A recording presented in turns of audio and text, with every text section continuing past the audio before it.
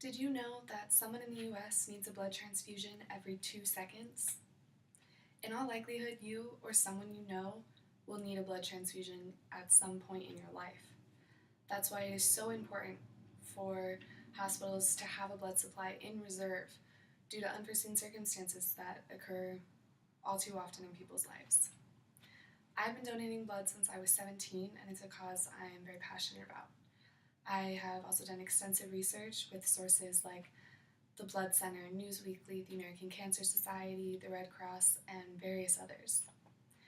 After I discuss some of the everyday occurrences that contribute to us needing a constant blood supply and how the American Red Cross provides that blood and what you can do, I hope you'll decide to donate.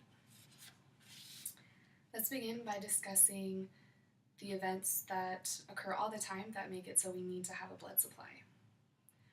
Hospitals need to have a high blood supply available to them for various reasons. Chronic illnesses like cancer require constant blood transfusions. The American Cancer Society predicted that 1.69 million people will be diagnosed with cancer this year. 595,690 people are estimated to have died in 2016 from cancer. That number would be a lot higher without blood transfusions. Most people going through cancer treatments will need a blood transfusion at some point. Car accidents are another reason that we need to have a high volume of blood readily available. This is a nationwide problem. Over 37,000 people die every year from car crashes. Another 2.35 million are injured or disabled. This is not just a problem for the country as a whole, it's happening in Idaho. A person is injured every 39.8 minutes in Idaho in a car accident. Any one of these car accidents can require as much as 100 pints of blood. Emergency surgeries are another reason there needs to be blood available. 3 million people are admitted to hospitals every year for emergency surgeries. The majority of these will need blood transfusions. In fact, 1 in every 7 person entering a hospital will need a blood transfusion. But one blood drive only provides enough blood for a hospital for 12 hours. The amount of blood that our country needs to provide proper health care to the people in our country is staggering. 21 million blood components are transfused every year. 3 pints are needed for every transfusion, but one donation only provides 1 pint. So a little from you means a lot for someone else.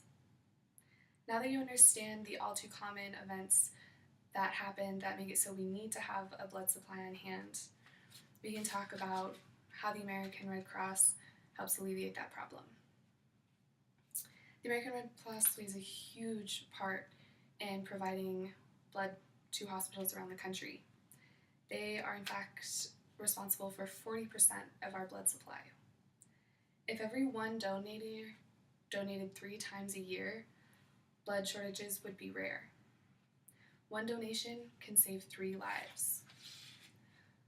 One major non-medical issue that people bring up as reasons not to donate is that they hate needles.